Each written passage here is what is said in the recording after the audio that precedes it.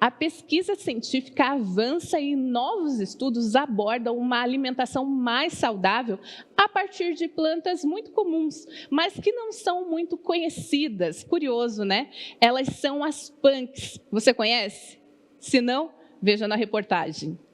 Elas são pouco conhecidas, as punks, plantas alimentícias não convencionais. O termo já diz tudo, são plantas espontâneas, comestíveis e que não têm produção industrial. No Brasil, existem cerca de 10 mil espécies descritas pela ciência. Plantas que são utilizadas para fins alimentícios e medicinais e que variam de região para região. O que é não convencional para você e o que é não convencional para mim? O termo está muito relacionado à cultura de determinadas regiões, né? Como a gente estava conversando, o pinhão aqui é uma planta muito comum. A gente espera a época do pinhão, está preparado para consumir o pinhão em determinada época do ano e é muito comum em vários pratos e de vários preparos. Agora, se a gente fala no Maranhão, no Pará, no Nordeste em si, a gente não encontra o pinhão, a espécie, a araucária nativa lá. Então, a comunidade de lá, a população de lá não tem esse costume de consumir.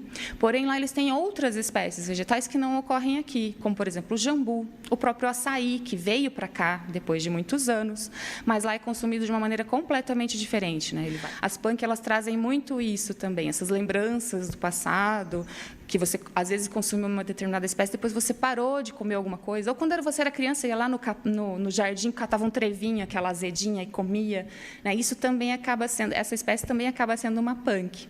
O trabalho é em divulgar essa rica diversidade de espécies, promovendo cada vez mais a própria autonomia alimentar. Porque nós, como seres humanos, a gente dependia da natureza num determinado ponto da nossa história e a gente aprendia a identificar plantas porque nós éramos seres coletores. Cultivávamos algumas coisas, mas a gente precisava saber o que estava lá.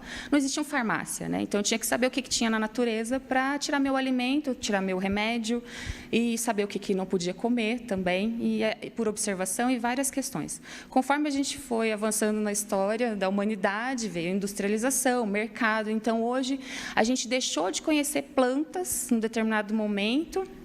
Muitas pessoas não conhecem, nunca nem veem as plantas no caminho que percorrem todo dia, né, no seu dia a dia.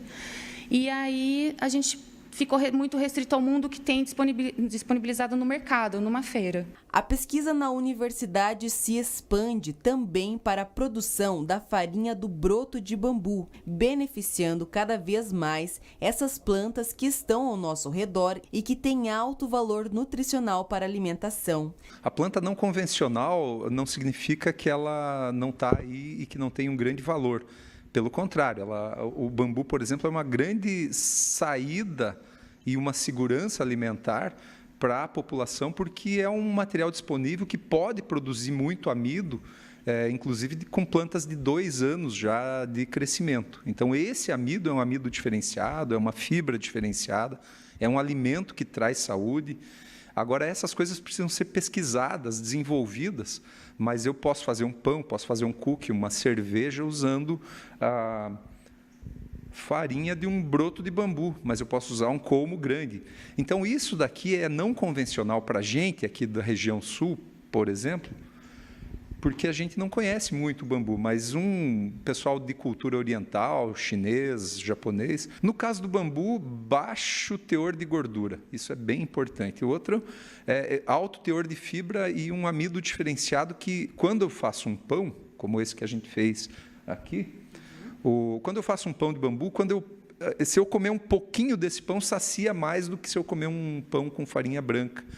Isso daí, além dos nutrientes raros que ele traz, né, tem uma série de elementos raros aí que fazem bem para a saúde, ele é um alimento procurado por pessoas que têm uma restrição na dieta, né? As punks não têm finalidade de substituir os alimentos convencionais, mas sim vêm para agregar na alimentação, de forma que haja o aproveitamento integral de todas as partes da planta. Nosso desafio com tecnologia de alimentos é preparar alimentos que sejam com textura semelhante, com sabor que sensorialmente seja aceito pela população. Então, nós obtivemos aqui a farinha de bambu, estudamos toda a cinética de secagem, para que torne dados científicos necessários para a universidade, mas que sua aplicação venha à produção de produtos de planificação, como alguns que estão sendo inicialmente desenvolvidos na universidade.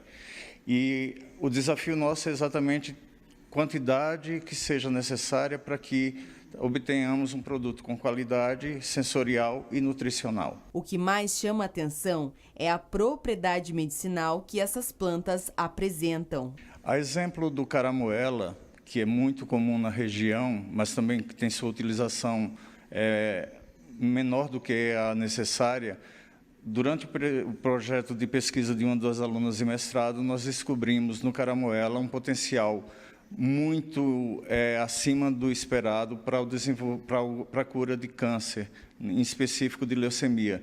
Então, nós fizemos os extratos dessa planta, encaminhamos para outras universidades, como Unicamp e USP, e lá foi feito o teste in vitro e se mostrou esse potencial para a cura de uma doença tão complexa quanto o câncer, no caso, a leucemia em específico.